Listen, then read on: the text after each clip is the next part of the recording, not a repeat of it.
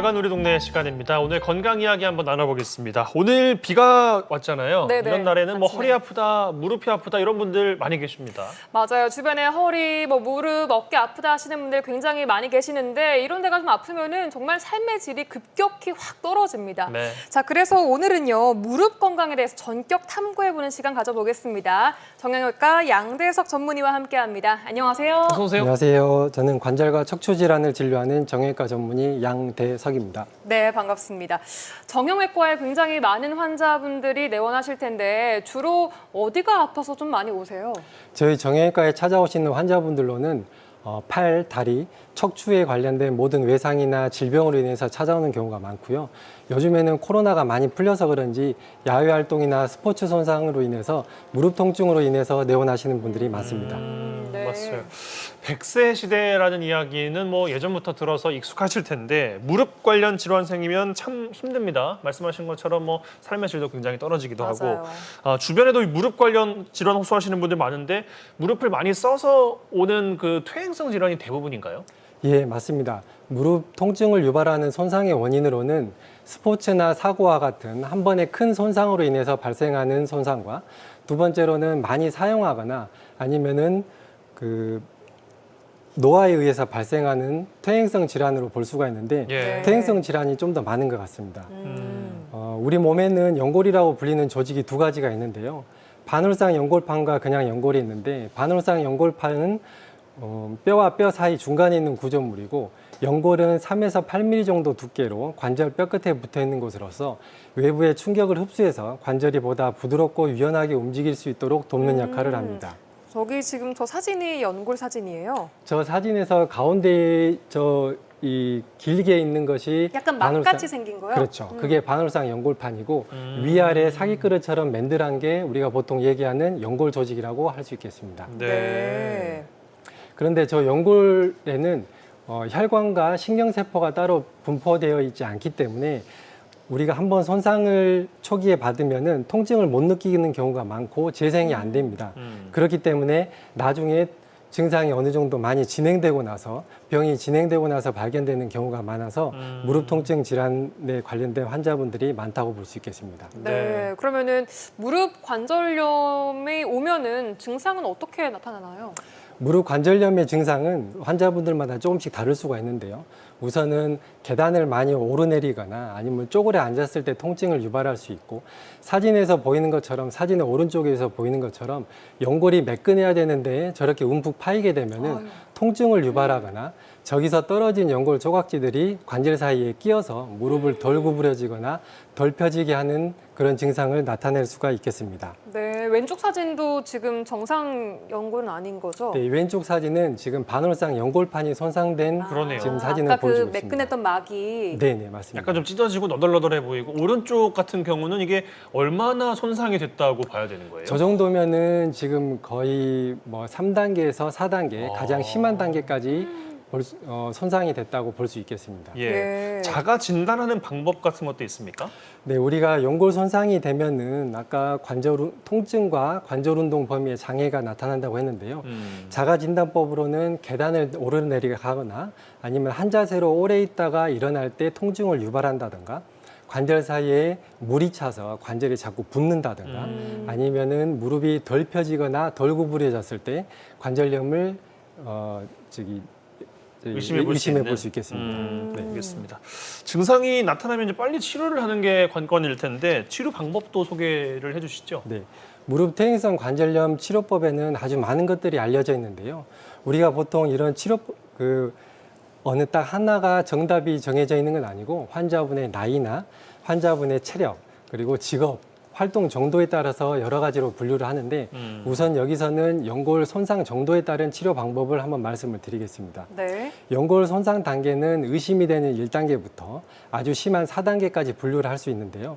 우선 1단계에서는 가벼운 소염제 치료나 아니면은 얼음찜질, 그다음에 휴식을 취하면서 치료를 해볼 수가 있겠고 엑스레이상에서 관절 간격이 좁아지는 소견이 보이면은 그게 저희가 2단계라고 볼 수 있는데 2단계에서부터는 주사 치료, 소위 말하는 연골 주사라는 주사 치료를 해볼 수가 있겠고 요즘에는 연어에서 추출한 폴리누클레오타이드 같은 주사나 아니면은 콜라겐이라는 주사 치료도 사용해 볼 수가 있겠고, 이거에도 반응이 없는 경우에는 손상된 연골 조직을 정리하는 가벼운 수술적 치료도 해볼 수가 있겠습니다. 네. 그리고 관절 간격이 50% 이상 좁아진 3단계에서는 2단계와 똑같은 방법으로 주사 치료를 해볼 수가 있겠는데요. 이런 주사 치료에도 효과가 없는 경우에는 손상된 연골을 정리하는 가벼운 수술이라든가 아니면은 자가연골 이식술, 저렇게 내 몸에서 안 쓰는 부위에서 연골을 떼서 이식하는 자가연골 이식술을 할 수가 있겠고요.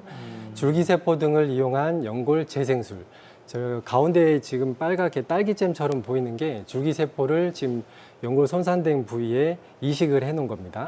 그러면 그럼 재생이 어떻게 돼요? 돼요? 네, 저게 가장 오른쪽에 사진에 보이는 것처럼 네. 하얗게 이 연골면으로 덮이게 됩니다. 나중에 시간이 지나면. 아, 그렇군요.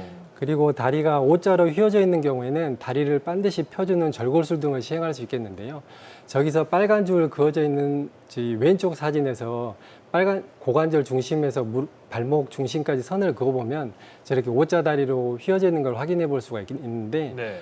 이 절골술이라고 통해서 다리를 반드시 펴주는 수술을 하게 되면 안 좋은 연골을 좀 덜 쓰고 내 몸에서 건강한 연골을 좀 많이 쓰게 돼서 환자분의 통증을 좀 감소시킬 수 있는 그런 수술적 치료 방법이 있겠습니다. 네. O자형 다리가 관절에 무리가 많이 가나요?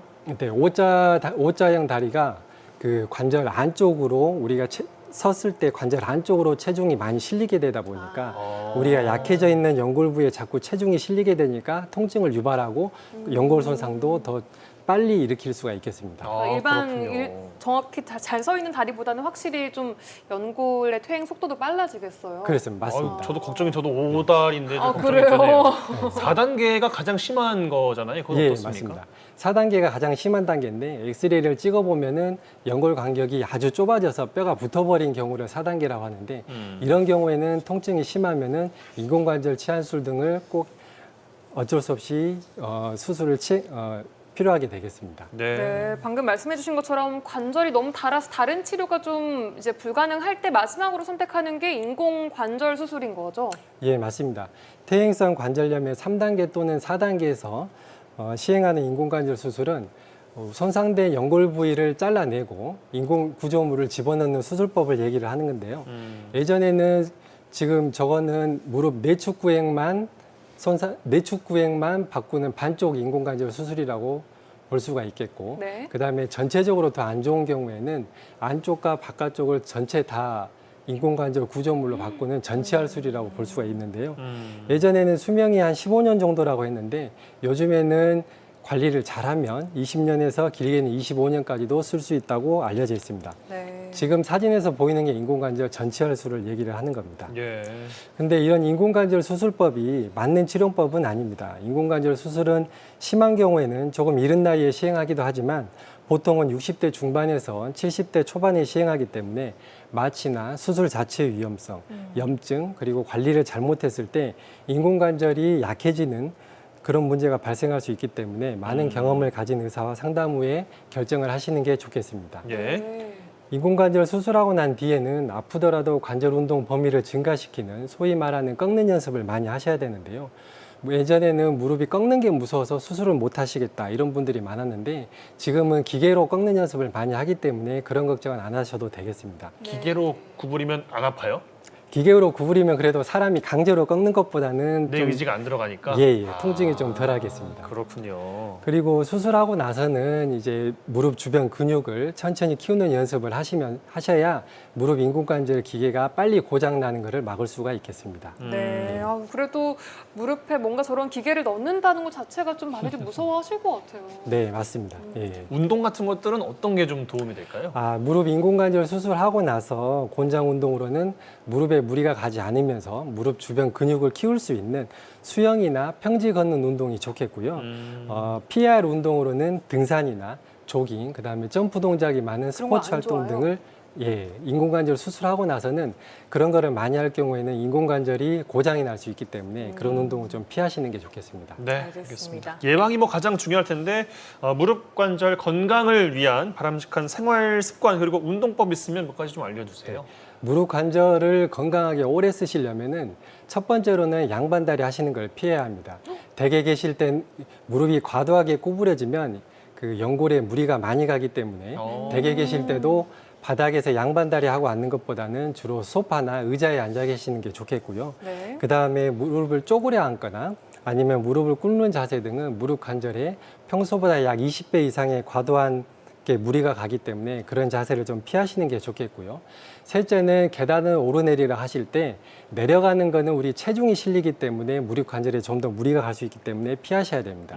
그리고 무거운 물건을 자주 드는 것도 피하셔야 되고 무릎이 또 약하시는 분들은 무릎 그 축구나 농구 같이 운동을 하다가 갑자기 방향 전환을 한다든가 아니면은 갑자기 멈추는 동작이 있는 그런 운동을 좀 피하시는 게 좋겠습니다. 네. 그리고 좀 좋은 운동으로는 수영이나 걷기처럼 관절에 무리가 가지 않고 근력을 강화시켜 줄 수 있는 운동이 아주 좋겠습니다. 네. 자, 마지막으로 시청자 여러분들께 한 말씀 해주세요. 무릎 건강 뭐 이렇게 지켜야 한다, 혹은 이럴 때 치료를 해야 된다 이런 것들이요. 사람은 두 발로 서서 보행을 주로 하는 거기 때문에 주로 무릎 통증을 겪는 분들이 많거든요. 그런 분들이 무릎 통증을 느꼈을 때 일시적으로 왔다가 사라질 수도 있지만 이런 증상이 생각보다 오래 가는 경우에는 병을 방치하지 마시고 가까운 병원에 가셔서 꼭 정확한 진단을 받고 치료를 하시는 게 중요할 것으로 생각됩니다. 네, 알겠습니다. 무릎 건강 위한 정보 잘 기억해 두셨다가 꼭 활용해 보시기 바라겠습니다. 오늘 고맙습니다. 고맙습니다. 네, 감사합니다.